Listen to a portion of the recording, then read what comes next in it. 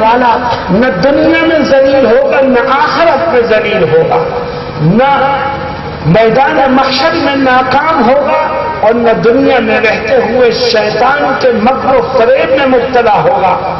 وہ چار کام کون سے ہیں؟ میں ایک ایک کر کے ان چاروں کاموں کو آپ کے سامنے رکھوں گا، لیکن شرط یہ ہے کہ خدا کو حاضر و ناظر جان کر یہ عہد کرو کہ انشاءاللہ ہم ان چاروں کاموں کو سن کر کے ان پر عمل کی کوشش کریں گے۔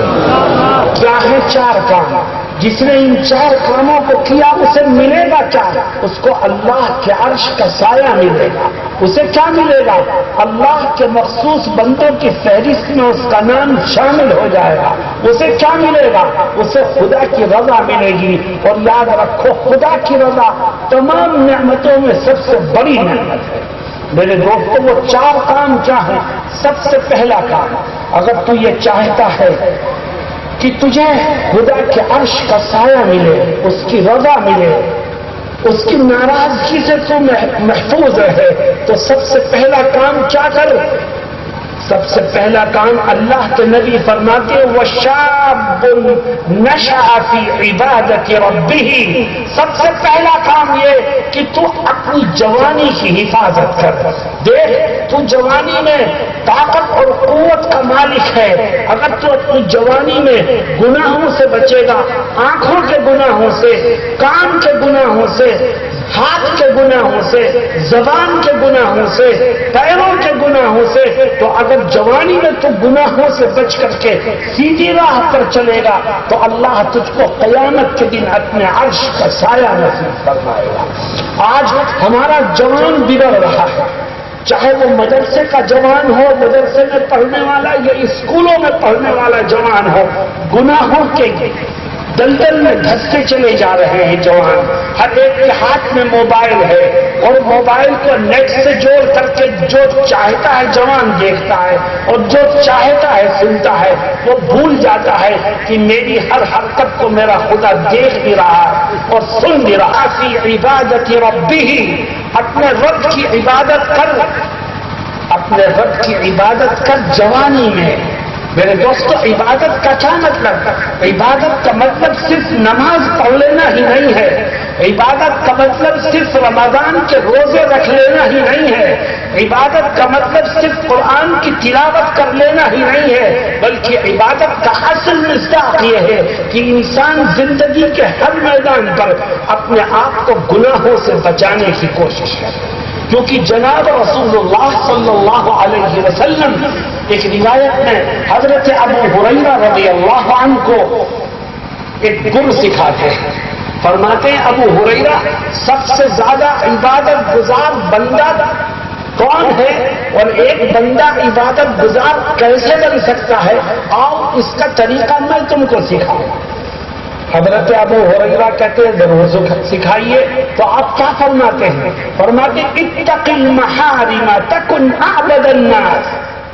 اے ابو ہریرہ، اگر لوگوں میں سب سے زیادہ عبادت کرنے والے بندے بننا چاہتے ہو تو زندگی کے ہر قدم پر گناہوں سے اور حرام سے بچنے کی کوشش کرو۔ تو میرے دوستو، آؤ ہم بھی یہ طے کریں کہ ہم جوانی میں اپنے آپ کو گناہوں سے بچا کر کے اللہ کی اطاعت میں لگنے کی کوشش کریں گے انشاءاللہ۔ دوسرا کام دیکھو، اگر خدا سے اس طرح کا مضبوط رشتہ قائم کرنا چاہتے ہو کہ جس کی بنیاد پر تم دنیا و آخرت میں ناکامیوں اور ذلتوں سے بچ سکو اور میدان محشر میں اللہ کے عرش کا سایہ تم کو مل سکے، تو ایک کام اور کرو۔ کیا ہے؟ فرماتے ہیں وَرَجُلٌ ذَكَرَ اللَّهَ خَالِيًا فَفَاضَتْ عَيْنَاهُ۔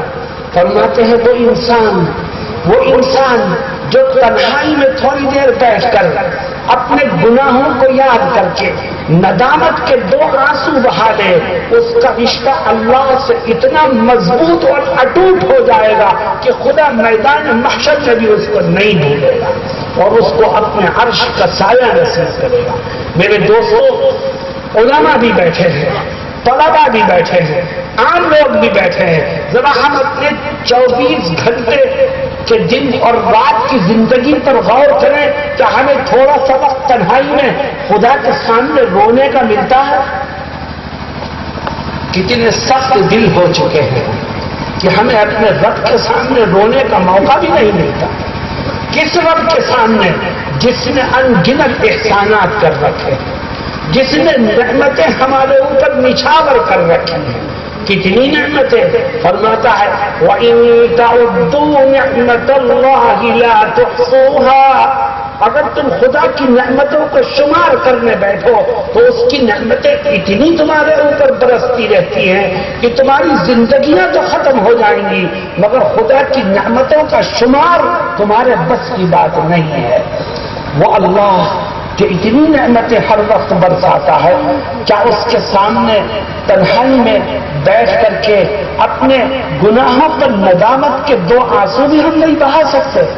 اور یاد رکھو، جن اکابر اور بزرگوں کا ہم نام لیتے ہیں ان کی خصوصیت یہی تھی کہ وہ تنہائیوں میں اپنے خدا کو یاد کیا کرتے تھے، اپنے گناہوں پر ندامت اظہار کرتے تھے. اور جب اللہ کو یاد کرنے کے لیے بیٹھتے تو ان کے اور خدا کے سامنے کوئی حائل نہیں ہوتا تھا، وہ تنہائی میں بیٹھ کر کے رویا کرتے تھے. ایک روایت میں جناب رسول اللہ صلی اللہ علیہ وسلم فرماتے ہیں کہ اللہ کو 2 قطرے بہت پسند ہے اور اللہ ان 2 قطروں کو زمین پر گرنے سے پہلے قبول فرما لیتا ہے. فرمایا ایک خون کا وہ قطرہ جو میدان جہاد میں دین کو سربلند کرنے کے لیے گرے، اللہ اس قطرے خون کو گرنے سے پہلے ہی قبول کر دیتا ہے.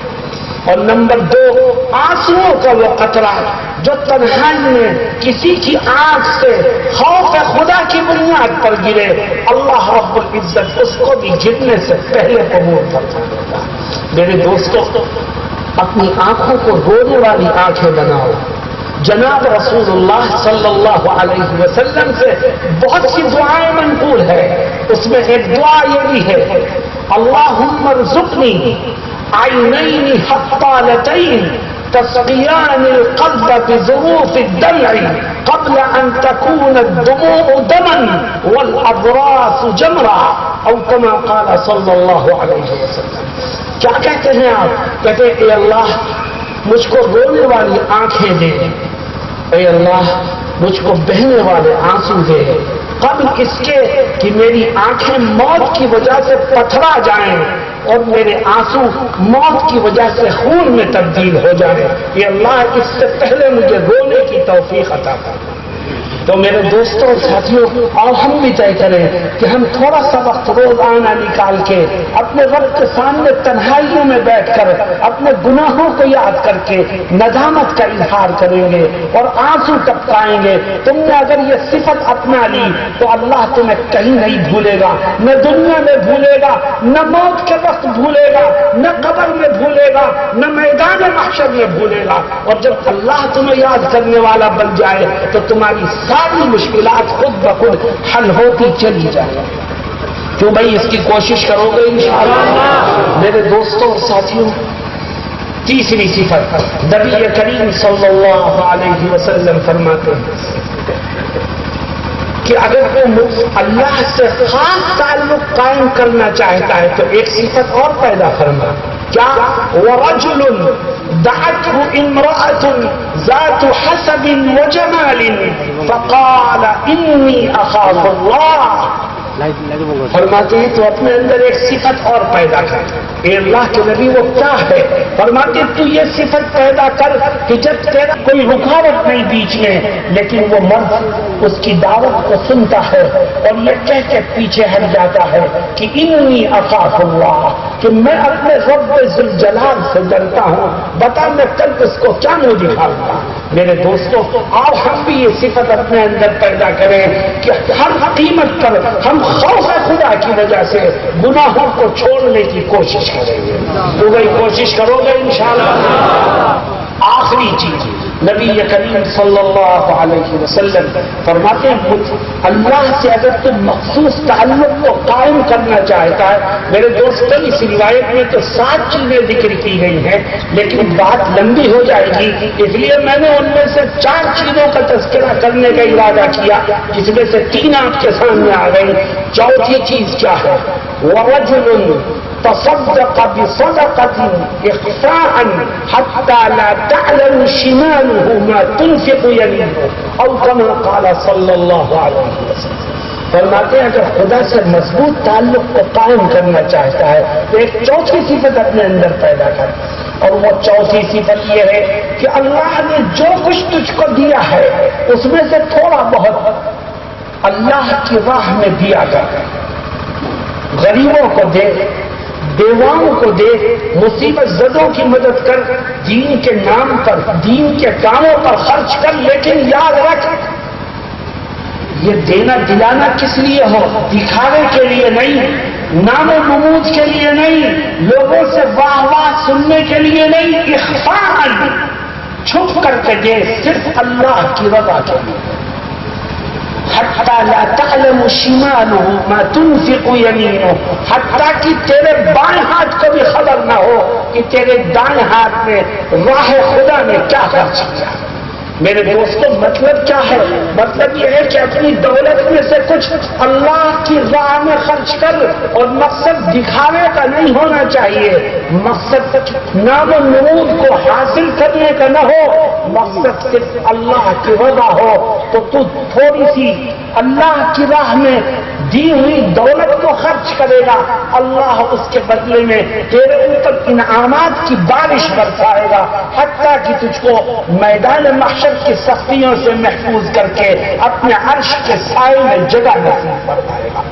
میرے دوستوں اور ساتھیوں، ہم راہ خدا میں دیتے ہیں، ہمارے بہت سے ساتھی دیتے ہیں، بعد دکھاوے کے لیے دیتے ہیں، بعد دینے کے بعد احسان جتا دیتے ہیں، بعد دینے کے بعد جس کو دی ہے اس کو اپنی زبان یا عمل سے تکلیف پہنچاتے ہیں۔ اللہ کہتا ہے کہ تو اپنے دینے کے اجر و ثواب کو 2 عملوں کی وجہ سے ضائع مت کر۔ اے اللہ، وہ کون سے 2 عمل ہیں؟ فرماتا ہے یا ایھا الذین آمنوا لا تبطلوا صدقاتکم بالمن والعذى، اے لوگوں تم اپنے صدقات کے اجر و ثواب کو احسان جتا کر کے برباد مت کرو۔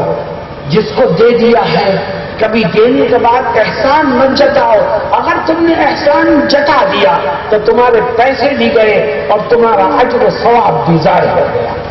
اور فرماتے ہیں کہ جس کو دیا ہے دے کے بھول جاؤ، کبھی دینے کے بعد اپنی زبان یا اپنے عمل یا اپنے ہاتھ سے اسے تکلیف مت پہنچا دینا، اگر تکلیف پہنچا دی تو تیرے دینے کا اجر و ثواب ضائع ہو جائے گا۔ میرے دوستوں، یہ 4 کام ہیں، جس نے ان 4 کاموں کو کیا اس کا تعلق اور اس کا ربط اپنے خدا سے اتنا مضبوط ہوگا کہ خدا اس کی دنیا میں بھی مدد کرے گا اور خدا اس کی آخرت میں بھی مدد کرے گا، حتیٰ کہ میدان محشر میں اس کو اپنے عرش کا سایہ نصیب فرمائے گا۔ اللہ رب العزت مجھے اور آپ کو کہنے اور سننے سے زیادہ عمل کی توفیق سے مالا مال فرمائے۔ وآخر دعوانا ان الحمد للہ رب العالمین۔